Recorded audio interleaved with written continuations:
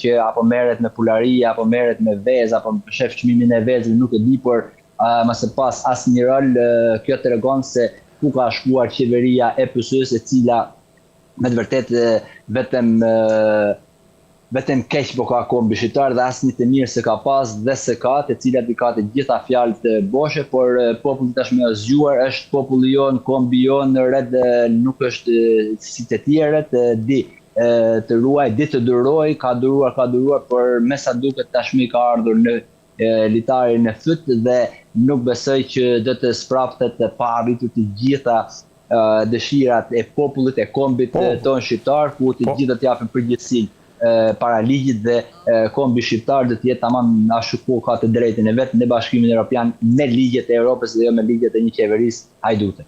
Po as Rama nuk ka ndërmend të sprapset, ofrova besën tha për bulevardin e Flamingove, po sa për korrat, sa për sorrat dhe korbat kam 800.000 vota.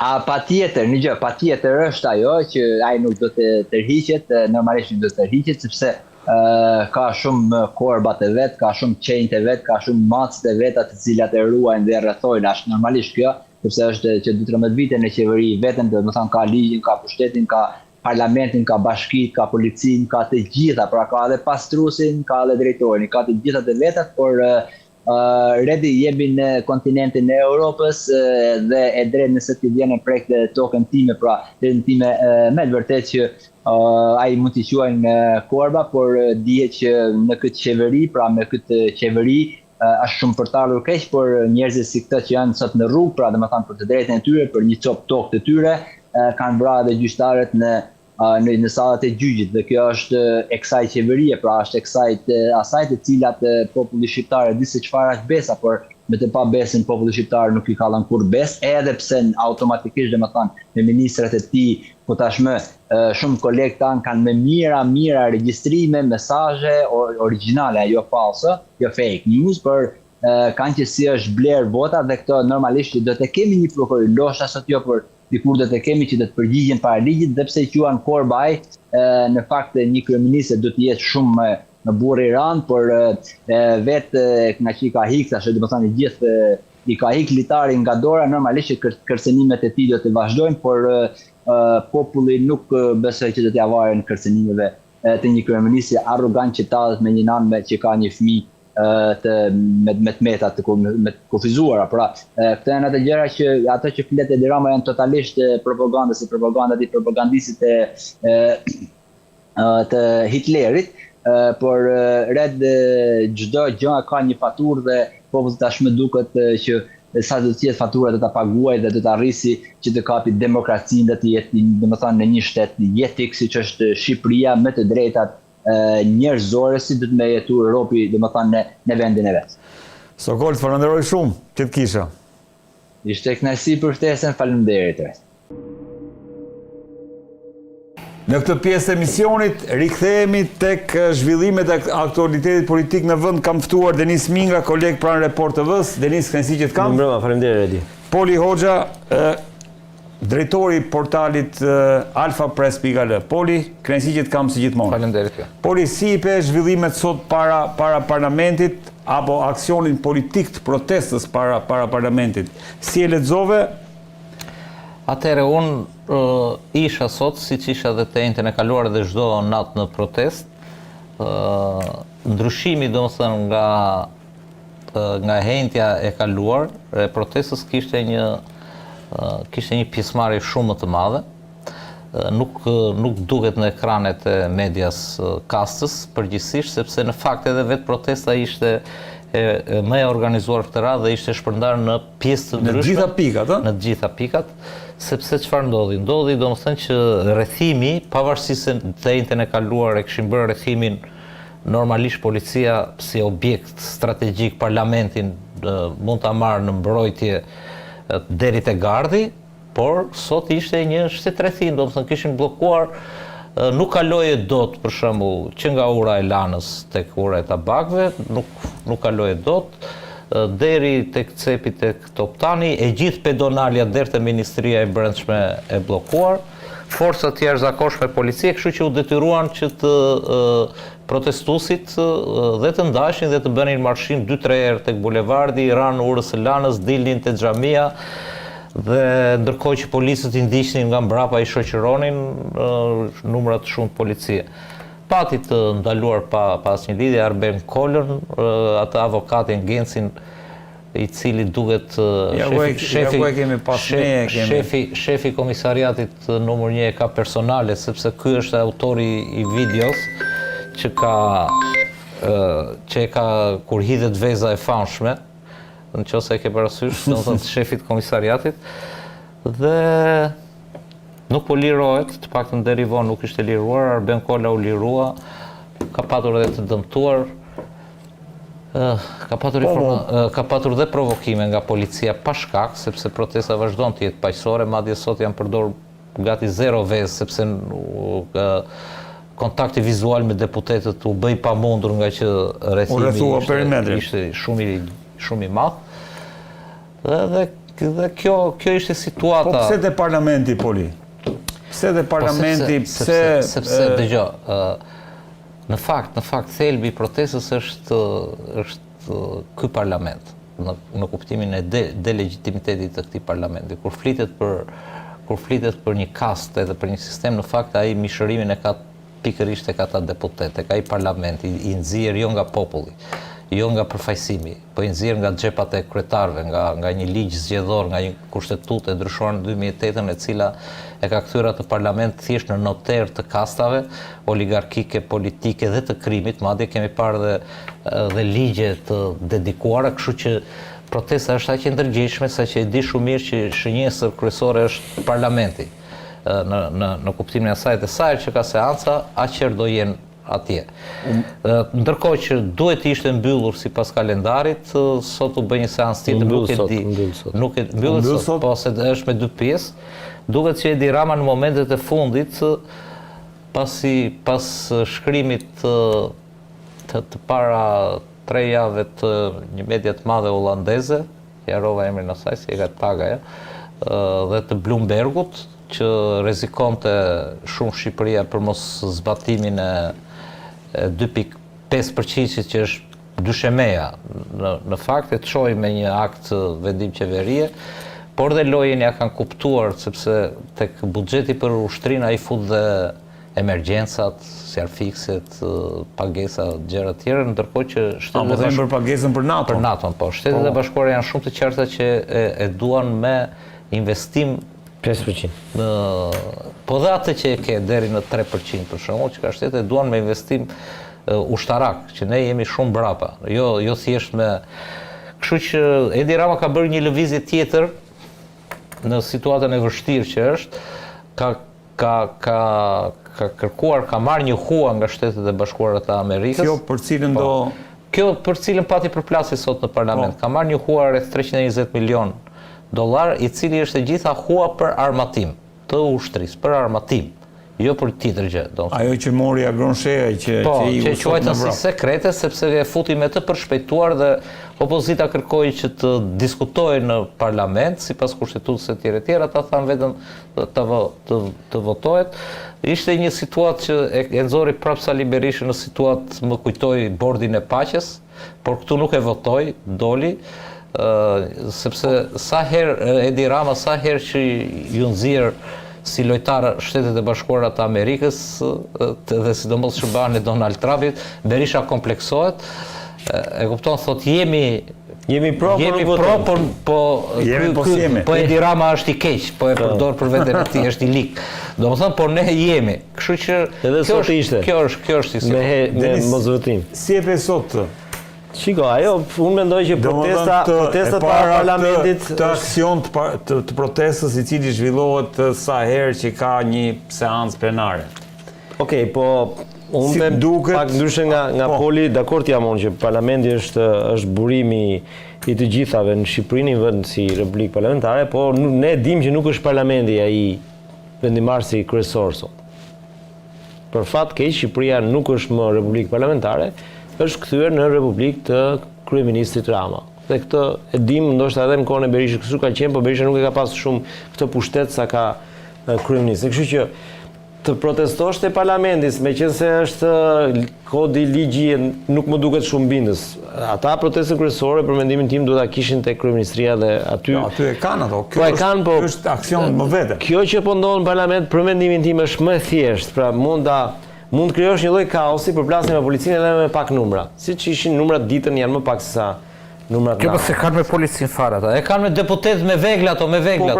Me veglat e Ramës, dakor, te Rama shkojnë ata natë për natë, po dhe veglat duhen çmontuar, duhen goditur me vezë, duhen injoruar. Kaq e thjesht është. Mirë, në rregull, po u them që shkojnë në parlament se është më e thjeshtë për të protestuar se sa tek përpara kryeministisë ku do një angazhim më të madh në mbledhjen e Po shkojnë dy herë ata, më shkojnë dhe atje dhe atje. Po shkojnë, dakor. Do shkojnë në darkë ata, po. Shkojnë në darkë ata, kështu që nuk e vë ndryshim, po them pse shkojnë te parlamenti sepse edhe aty për shembull për plasjet i kanë vetëm te parlamenti, nuk i kanë aty tek. Po është policia pra që i pengon, që i për. Në rregull. Atëherë, unë mendoj që protestat pavarësisht se i kanë rënë numrat kanë rënë ndjeshëm, por fakti që është e përditshme është një fitore për protestuesit, se nuk është kollaj.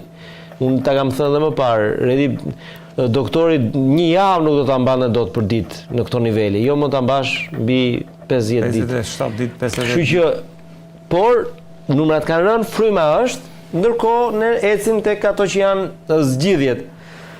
Dhe kur vim te zgjidhjet, Rama ka propozuar një zgjidhje që lidhet me çështjen e Zvërnecit. Pra për herë të parë kryeministri gjatë fjalimit me deputetët e tij, por që ishte pjesa publike dhe ishte edhe për ne qytetarët e zakonshëm, pranoi ose bëri një hap pas për sa i përket Zvërnecit. Nuk është bëri një hap pas. Bëri një hap pas sepse nga një projekt që ishte i zbatueshëm me deo mos do, madje ju e keni marrë më në fjalën e kryeministrit, tha, ky do jetë projekti që do ta bëjë Europën, madje dhe më të bukur, nuk ka asnjë hap pas gjëra të natyre. Arritëm te gjua e kryeministrit, i cili u shpreh se do ta çojmë për një konsultim 90 ditor. Po, brenda këtij afati përfundojnë dëgjesat. Po, brenda 90 ditëve pastaj do shohim ja këtu nëse është fjalia, do shohim çfarë do bëjmë me Zvërnecin. Dhe ky është patjetër një hap pas. Pra nga një projekt i pa diskutueshëm, tani u kthyen në një projekt të diskutueshëm. Do ta diskutojmë po. Pse janë 90 ditë? Për 90 ditë. Kjo mbetet për të diskutuar dhe për të kuptuar. Unë pyeta një deputet Partisë Socialiste, nuk sigurisht që ai s'kishte do të përgjigje, pse 90 ditë dhe jo 30 ditë për shembull, ose pse 60 ditë dhe jo pse 90 ditë dhe jo 60 ditë. Pra, ishin një tuf procedurë. Kjo është lëvizja e radhës e Ramës. Çështja e Besës për mua është një thjesht kamuflim për te ky moment kyç që lidhet me Zvërnecin. Sepse Zvërneci është si thosh burimi i asaj çfarë ka ndodhur me protestën. Zvërneci është. Dhe Zvërneci lidhet me dy emra të rëndësishëm. Jared Kushner dhe Ivan Katram.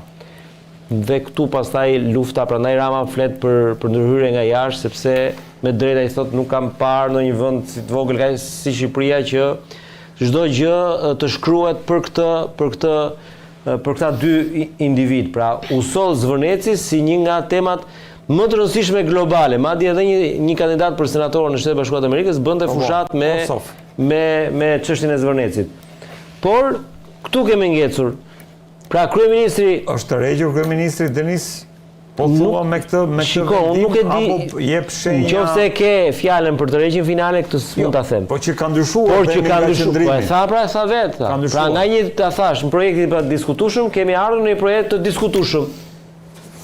Do ta diskutojnë kjo, pastaj pjesa kush e diskuton, kjo është një pesmehiç, se ne e dimë që këtu s'diskuton njëri. Thjesht Rama ka fituar kohë. Pra ka bërë një lëvizje për të fituar 90 ditë kohë. Ndaj vetes, kohë me veten. Ndoshta me veten, me protestuesit, me faktorë ndërkombëtar, nuk i dim, janë shumë vektorë që veprojnë në këtë situatë. Ja se do e diskutojmë. Kështu që kjo kohë që ka kërkuar kryeministri i jep atij mundësi, madje edhe atyre deputetëve vet i tha, lexojeni këtë dokumentin gjatë verës, mësim verë dhe pastaj në shtator, pra edhe pse ai e bëri qartë që Ministri Bujqësisë duhet i shkarkuar, e tha hapur, sepse si ishte përgjigjur kërkesës së një qytetari. 3 vite dhe tha vetëm mbeti fjala shkarkim. Gjithë mendonin që do vi shkarkimi, nuk e bëri. Pra Rama e ka kuptuar që nuk është zgjidhje ndryshimi i kabinetit. Nuk i sjell asgjë. Dhe ai ka bërë këtë lëvizje, ka kërkuar, ka marrë kohë 90 ditë. Për çfarë do këtë kohë? Ka marrë kohë, kush e ka dhënë? Po pra, atëherë unë mendoj protestën ai po arrin ta menaxhoj për mendimin tim, pastaj këtu diskutojmë.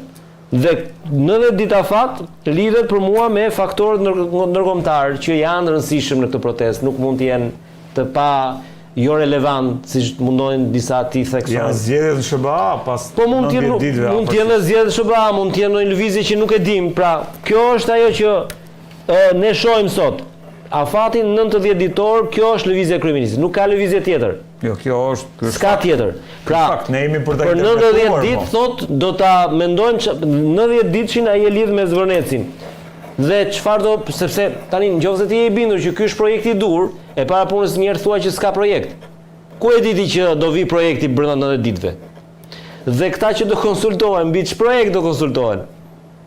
Po. E kupton sa kaotik është kryeministri në këtë që thot, pra ajo nuk e vetmja gjë e sigurt e tij është që ai kërkon kohë.